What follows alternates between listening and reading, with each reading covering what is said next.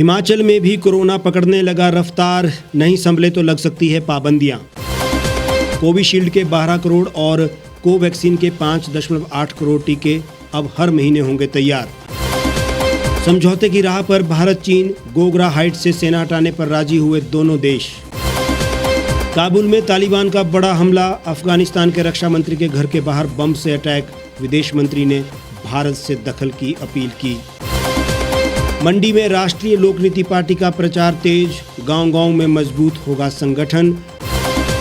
और आउटसोर्स भर्तियों पर विपक्ष का हंगामा, सदन से किया वॉकआउट, चोर दरवाजे से भर्तियां करने के आरोप, श्वेत पत्र जारी करने की मांग।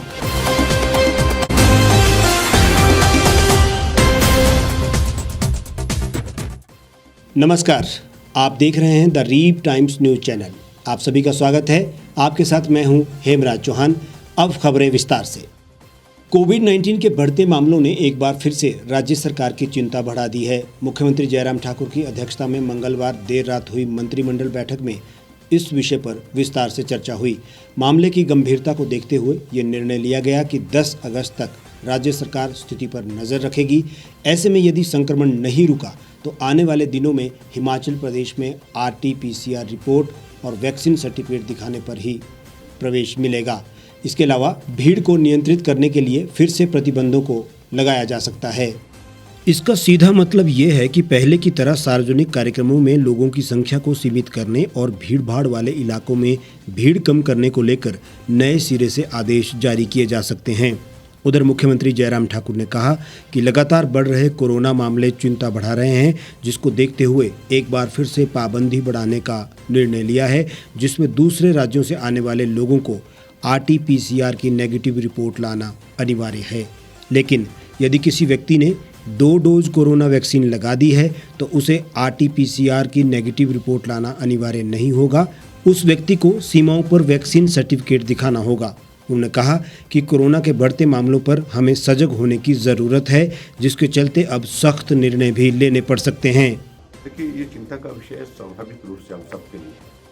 कोविड के मामलों में पिछले लगभग 1 सप्ताह से ग्रेजुअल इंक्रीज जिसको बोल सकते हैं, धीरे धीरे उसमें बढ़ोतरी हुई और लगभग 850 का ये मामले जो बढ़ कर 1400 के करीब पहुँचे। तो चिंता का विषय है ही। ऐसी सूरत में अब कुछ बातों पर हमको ज़्यादा ध्यान देने की आवश्यकता होगी। इसलिए हमने कैबिनेट की बैठक में पिछले कल निर्णय लिया कि हिमाचल प्रदेश में जो आने वाले हैं उनके लिए रिस्ट्रिक्शन बहुत ज़्यादा तो नहीं, लेकिन थोड़ा इतना ज़रूर प्रयत्न किया है। एक एडवाइजरी के रूप में उसको जारी करने के लिए हमने कहा है। जो RT-PCR टेस्ट करके आ रहे हैं उनके लिए तो इजाज़त है ही, लेकिन जिन्होंने वैक्सीन की डोज लगाई वो हिमाचल प्रदेश में आए। 10 तारीख को कैबिनेट के द्वारा अगली बैठक है। हम बहुत क्लोजली वॉच कर रहे हैं सारी सिचुएशन को, और अगर इसमें मामलों में और ज़्यादा इंक्रीज होती है तो फिर और निर्णय करने की दिशा में आगे बढ़ते। अभी एडवाइजरी जारी की है, आने वाले समय में इस दिशा में और उसके साथ साथ और भी रिस्ट्रिक्शन लग सकते हैं। उन्होंने ये भी निर्देश दिए कि राज्य में पहले की तरह कोविड प्रोटोकॉल का पालन करना होगा ताकि संक्रमण को फैलने से रोका जा सके। बैठक में स्वास्थ्य विभाग की तरफ से कोविड-19 को लेकर प्रेजेंटेशन भी दी गई, जिसमें वर्तमान स्थिति और संभावित तीसरी लहर से निपटने की तैयारियों को लेकर समीक्षा की गई। यहाँ ये कहना गलत न होगा कि राज्य में इस समय कोरोना संक्रमण के 1414 एक्टिव केस हैं। इसमें मंडी जिले में सबसे अधिक 318 और सिरमौर जिले में सबसे कम 12 मामले हैं। इसी तरह चंबा, कांगड़ा और शिमला जिले में कोरोना एक्टिव केस 200 से 300 का आंकड़ा पार कर गए हैं। राज्य में कोरोना के कारण मरने वालों का क्रम भी जारी है और अब तक इससे 3505 लोग दम तोड़ चुके हैं। प्रदेश में सबसे अधिक पर्यटकों के कारण दिक्कतें आ रही है, क्योंकि पर्यटक बेरोक टोक आते हैं और यहां आकर नियमों का पालन करने में भी कोताही बरतते हैं। देश में कोरोना रोधी टीकों के उत्पादन को बढ़ाने की कवायद तेज है। केंद्रीय स्वास्थ्य मंत्री मनसुख मंडाविया ने मंगलवार को राज्यसभा में बताया कि दिसंबर तक हर महीने कोविशील्ड की 12 करोड़ और कोवैक्सीन की 5.8 करोड़ खुराकें बनाई जाएंगी। टीके उत्पादन की क्षमता से जुड़े सवाल का जवाब देते हुए कहा, अभी हर महीने कोविशील्ड की 11 करोड़ खुराकें बनती हैं। इसे आने वाले महीनों में बढ़ाकर 12 करोड़ किया जाएगा। वहीं अभी कोवैक्सीन की 2.5 करोड़ खुराकें हर महीने तैयार होती है, जिसे बढ़ाकर अब 5.8 करोड़ किया जा रहा है। मंत्री ने उच्च सदन में बताया कि टीकाकरण में तेजी लाने के लिए अक्टूबर-नवंबर में देश में 4 और टीके उपलब्ध होंगे। बायोलॉजिकल्स ई और नोवर्टिस का टीका जल्द ही बाजार में उपलब्ध होगा। वहीं जाइडस कैडिला को आने वाले दिनों में मंजूरी मिलेगी। स्पुतनिक का टीका भी भारतीय बाजार में मिलने लगेगा। कोरोना के इलाज में इस्तेमाल की जाने वाली एंटीवायरल दवा रेमडेसिविर का उत्पादन जून में 122.49 लाख रुपए प्रति माह बढ़ाया गया है। इस दवा को विदेश निर्यात किया जा रहा है। दूसरी लहर में इसकी किल्लत से मुसीबत हुई थी। कोरोना की तीसरी लहर को देखते हुए और कुछ राज्यों में मामलों में बढ़ोतरी ने एक बार फिर से टीकाकरण की अनिवार्यता को बढ़ा दिया है। सभी को टीका लगाना ही होगा, क्योंकि ऐसा ना होने पर सुरक्षा की चेन जो अब बन रही है वो कभी भी टूट सकती है। देश में टीका निर्माण में तेजी तो आई है, लेकिन निर्यात पर कानून को समझना होगा, क्योंकि अभी भी राज्य टीकों की कमी का आरोप लगा रहे हैं। भारत और चीन के बीच लाइन ऑफ एक्चुअल कंट्रोल पर पिछले साल मई से जारी गतिरोध समाधान की ओर बढ़ता हुआ दिख रहा है। दोनों देश गोगरा हाइट्स से अपनी अपनी सेना हटाने पर सहमत हो गए हैं। मई 2020 से ही इस क्षेत्र में दोनों देशों की सेनाएं आमने सामने हैं। इससे पहले दोनों पक्षों में कोर कमांडर लेवल की बातचीत हुई थी। 12वें दौर की ये बातचीत चीन के हिस्से वाले मोल्डो में करीब 9 घंटे चली थी। मीटिंग में पेट्रोलिंग पॉइंट से दोनों देशों की सेनाओं ने हटने का फैसला लिया था। गोगरा हाइट्स का पेट्रोलिंग पॉइंट पूर्वी लद्दाख क्षेत्र के विवादित क्षेत्रों में से एक रहा है। सूत्रों के मुताबिक दोनों पक्षों के बीच डिसएंगेजमेंट को लेकर अंतिम बार बातचीत इस साल फरवरी में हुई थी। तब दोनों सेनाएं पेंगोंग झील के किनारे से हटने पर राजी हुई थी। दोनों पक्ष बातचीत के आधार पर जल्द ही गोगरा हाइट्स से हटने को लेकर जमीनी तौर पर शुरुआत कर देंगे। हॉट स्प्रिंग के पेट्रोलिंग पॉइंट और देपसांग समेत बाकी मुद्दों पर भी दोनों देश मीटिंग जारी रखेंगे और बातचीत के जरिए इनका भी हल निकालेंगे। चुशुल मोल्डो में कार कमांडर लेवल की हुई बातचीत के बाद दोनों देशों ने 2 अगस्त को एक संयुक्त बयान जारी किया था। बयान के मुताबिक दोनों पक्षों के बीच पश्चिमी क्षेत्र में डिसएंगेजमेंट को लेकर चर्चा हुई। दोनों पक्षों के मुताबिक मीटिंग अच्छी रही, इससे आपसी समझ विकसित हुई है। अफगानिस्तान के रक्षा मंत्री के घर के पास कार बम से हमला हुआ। इसके बाद गोलीबारी और ग्रेनेड के धमाके भी सुने गए। यह हमला काबुल के डिस्ट्रिक्ट 10 के शिरपुर इलाके में हुआ है। हालांकि रक्षा मंत्री और उनका परिवार सुरक्षित है। उधर अफगानिस्तान के कुछ शहरों में लोग तालिबान के खिलाफ सड़कों पर उतर आए हैं। वहीं अफगानिस्तान के विदेश मंत्री मोहम्मद हनीफ अतमार ने तालिबानी हिंसा रोकने के लिए भारत से दखल की गुहार लगाई है। अफगानिस्तान के आंतरिक मंत्रालय के प्रवक्ता ने बताया कि ये इलाका हाई सिक्योरिटी वाले ग्रीन जोन में आता है। यहाँ कुछ सांसदों और हाई रैंकिंग वाले सरकारी अधिकारियों के भी घर है। लोकल मीडिया के अनुसार पहले धमाके के बाद एक सायरन सुनाई दिया, फिर दूसरा और फिर तीसरा धमाका हुआ। हमले के तुरंत बाद सुरक्षा बल मौके पर पहुंचे। इसके 1 घंटे के अंदर एम्बुलेंस को इलाके से निकलते देखा गया। अफगानिस्तान के विदेश मंत्री मोहम्मद हनीफ अतमार ने भारत के विदेश मंत्री एस जयशंकर से फ़ोन पर बात कर दखल की अपील की है। अतमार ने संयुक्त राष्ट्र सुरक्षा परिषद के अध्यक्ष से कहा है कि अफगानिस्तान पर एक संयुक्त राष्ट्र सुरक्षा परिषद का आपात सत्र बुलाया जाए। संयुक्त राष्ट्र सुरक्षा परिषद ने 30 जुलाई को हेरात में संयुक्त राष्ट्र के कंपाउंड में हुए हमले की निंदा की है। इस हमले में अफगानी सुरक्षा बलों के एक जवान की मौत हो गई थी और कई लोग घायल हुए थे। अफगानिस्तान के कई शहरों में सेना और तालिबान के बीच लड़ाई चल रही है। ये पहली बार नहीं है कि अफगानिस्तान में तालिबान ने इस प्रकार की खुली जंग छेड़ी हो, लेकिन अमेरिका की दोगली नीति के आगे अफगानिस्तान को तगड़ा झटका लगा है। आसमानी ताकत में बेशक अफगानी सेना आगे है, लेकिन ज़मीन पर तालिबान के आगे कहीं नहीं टिक रहे हैं। ऐसे में संयुक्त राष्ट्र परिषद मुंह पर पट्टी बांधे बैठा है। आतंकवाद को स्थापित करने के लक्ष्य के साथ तालिबान तेजी से आगे बढ़ रहा है, जिसे पाकिस्तान और आतंकवादी समर्थकों का पूरा समर्थन है। मंडी लोकसभा सीट पर राष्ट्रीय लोकनीति पार्टी ने प्रचार प्रसार तेज कर दिया है। मंडी के सभी विकास खंडों में पार्टी ने संगठन तैयार करने की मुहिम शुरू कर दी है। राष्ट्रीय लोकनीति पार्टी ने मंडी के नेर चौक में प्रदेश कार्यालय खोलने के बाद प्रदेश पार्टी कार्यकर्ताओं ने प्रचार प्रसार तेज कर दिया। पार्टी कार्यकर्ता मंडी लोकसभा क्षेत्र में गांव-गांव जाकर तथा लोगों से मिलकर उनकी समस्याओं पर बात करने के लिए उनसे संपर्क साध रहे हैं। अभी चुनाव की हालांकि औपचारिक घोषणा नहीं हुई है, लेकिन राजनीतिक दल अपने अपने स्तर पर चुनाव में प्रचार कर रहे हैं। मुख्यमंत्री जयराम ठाकुर भी मंडी लोकसभा क्षेत्र में करोड़ों की घोषणाओं के साथ लोगों को रिझाने का प्रयास कर रहे हैं, तो वहीं कांग्रेस के नेता भी प्रेस में बयानबाजी कर चुनावी माहौल में डटे हैं।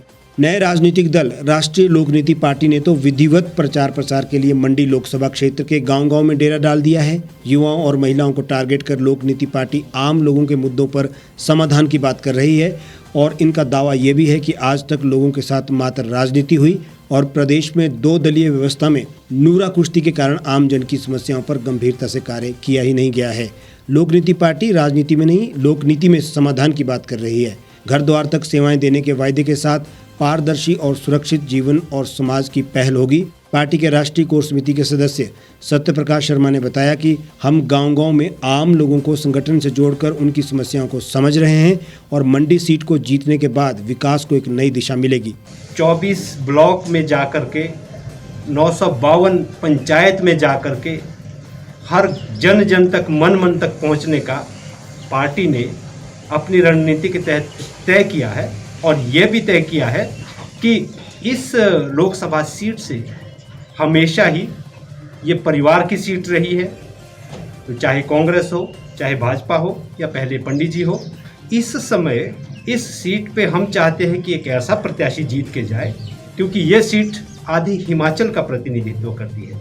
6 जिला इसमें आते हैं और जिसके 17 जो विधानसभा सीटें हैं उसमें किन्नौर, लाहौल स्पीति, शिमला के रामपुर और मंडी और पूरे कुल्लू के जिला आते हैं।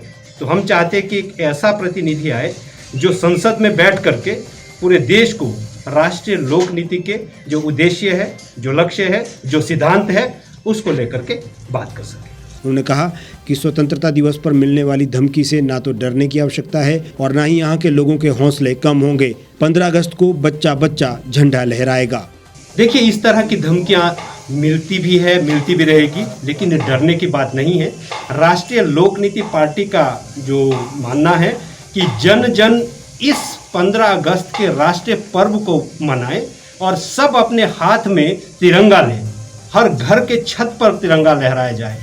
और हमारा सरकार से भी एक निवेदन है कि 15 अगस्त को छुट्टी मना करके घर पे ना रहे, कार्यालय खोले जाएं, स्कूल स्पेशली खोले जाए और वहाँ पर तिरंगा लहराया जाए और जो भी ऐसी देश विरोधी ताकतें हैं उनको मुंहतोड़ जवाब दिया जाए और ये बताया जाए कि इस देश के और इस प्रदेश में हर एक आदमी राष्ट्रभक्त है और राष्ट्रभक्ति से बढ़कर कुछ नहीं है। तिरंगा इस देश की आन है, मान है, शान है। हिमाचल विधानसभा के मानसून सत्र के दूसरे दिन भी विपक्ष ने सदन में जमकर हंगामा किया। विपक्ष ने सदन की कार्रवाई शुरू होते ही कांग्रेस विधायक इंद्रदत्त लखनपाल ने आउटसोर्स और सरकारी विभागों में की जा रही भर्तियों को लेकर नियम 67 के तहत चर्चा की मांग की, लेकिन विधानसभा अध्यक्ष द्वारा इसकी अनुमति नहीं दिए जाने पर इसके बाद विपक्ष ने सदन में नारेबाजी शुरू कर दी और सदन से वॉकआउट कर बाहर आ गए और सरकार पर चोर दरवाजे से अपने चहेतों को नौकरियां बांटने का आरोप लगाया। प्रदेश सरकार मेरिट का गला घोंट रही है।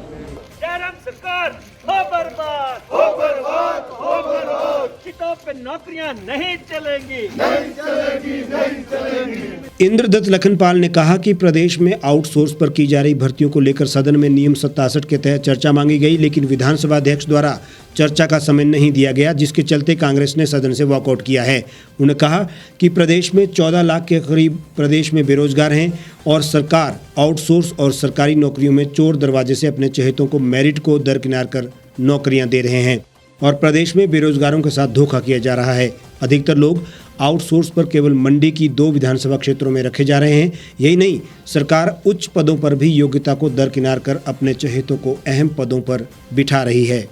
सत्तर का जो है बहिर्गमन किया है और बहुत ही दुख का विषय है कि प्रदेश सरकार पिछले 4 वर्षों से लगातार युवाओं के साथ छल कर रही है, बेरोजगारों के साथ छल कर रही है और जो भर्तियां कर रही है 7 से 8 हज़ार तक जो है आउटसोर्स के माध्यम से जो सरकारी आंकड़े हैं और ना जाने इतने कितने ही और होंगे जो इन्होंने चोर दरवाजे से जो भर्तियां करी है।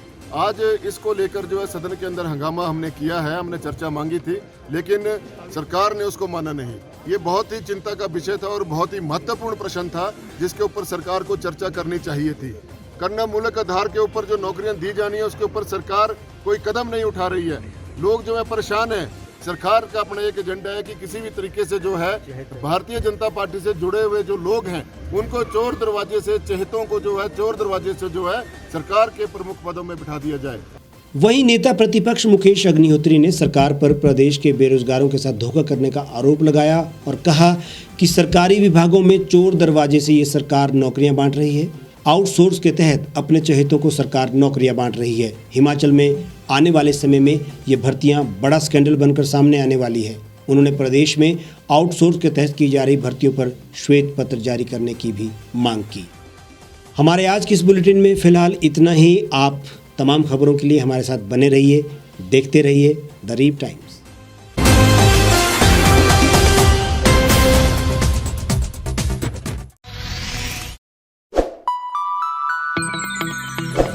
खबरों में बने रहने के लिए सब्सक्राइब करें द रीप टाइम्स, लाइक और शेयर करना ना भूलें।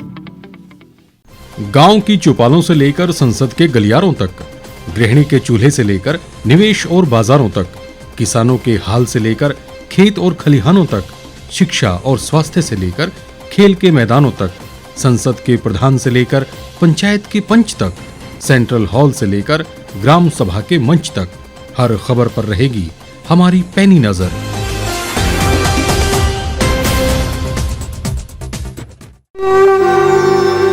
भारतवर्ष, जिसे आप दशकों से सुनते आए हैं कि सोने की चिड़िया थी। इसके पंख पहले मुगलों ने कुतरे, फिर अंग्रेजों ने, और आज राजनीतिक प्राणी कोई कोर कसर नहीं छोड़ रहे।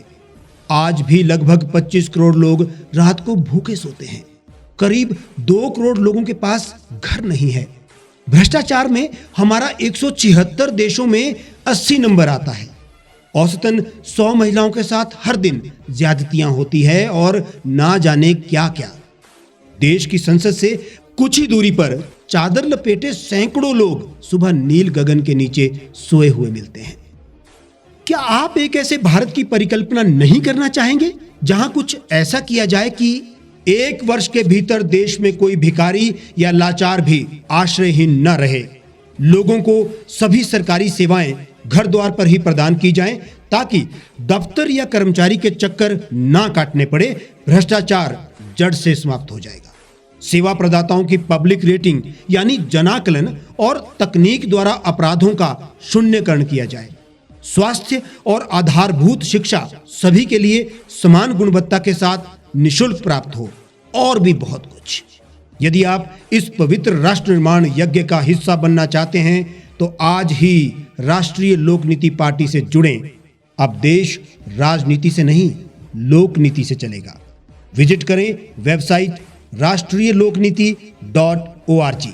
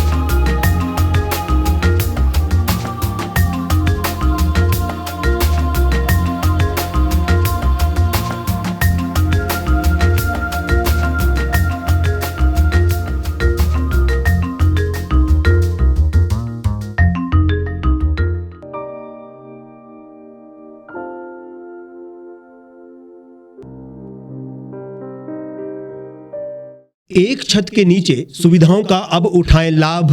रीव ई मार्ट में अब पाएं अपनी रसोई के लिए गुणवत्ता और सस्ते दामों पर राशन सामग्री। दालें हो या हो मसाले, आपका किचन ई मार्ट संभाले। उच्च गुणवत्ता और दामों में बेहतरीन रीव ई मार्ट में पधारें और पाएं अपनी पसंद के सभी उत्पाद, या फिर करें ऑनलाइन ऑर्डर और पाएं घर द्वार पर ही सुविधा। आज ही संपर्क करें फोन नंबर 8219694079 पर, बाईपास रोड, शनान, संजौली, शिमला।